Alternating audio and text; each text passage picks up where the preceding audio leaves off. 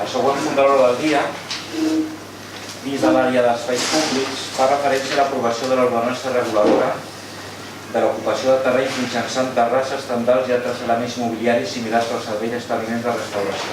Cal dir que aquest punt, atès que no va ser dictaminat a la comissió informativa però sí inclòs a l'ordre del dia del present ple, s'haurà prèviament, abans de votar el fons de l'assumpte, la seva ratificació a efectes de la introducció.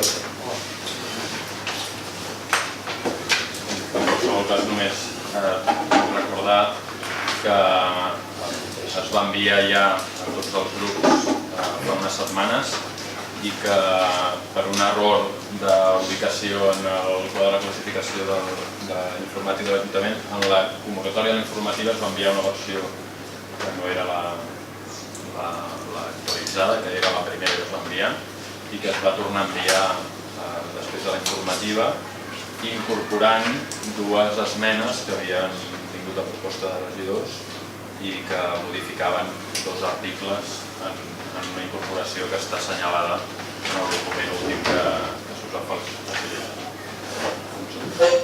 Bien, se trata de la evaluación inicial del ordenamiento regulador de la ocupación de terreno mediante terrazas.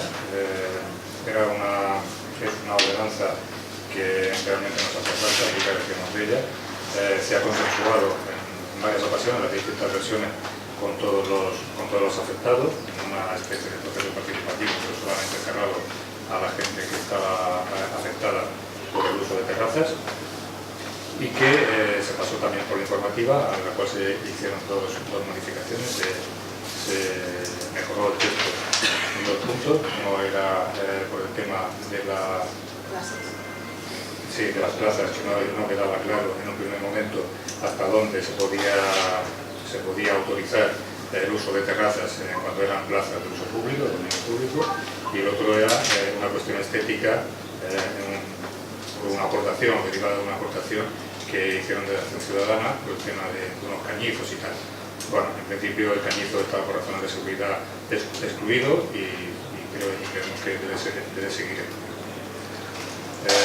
Bueno, como he dicho antes, se consensuó con todos los afectados y en principio lo que pasaremos a hacer es a aprobar la ordenanza de manera provisional, de manera inicial. ¿Alguna pregunta? una qüestió.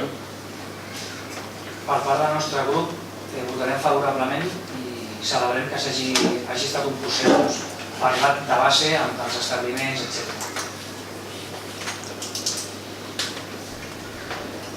Primer votaria la ratificació. Ratifiquem algun vot en contra o abstenció per ratificar la inclusió.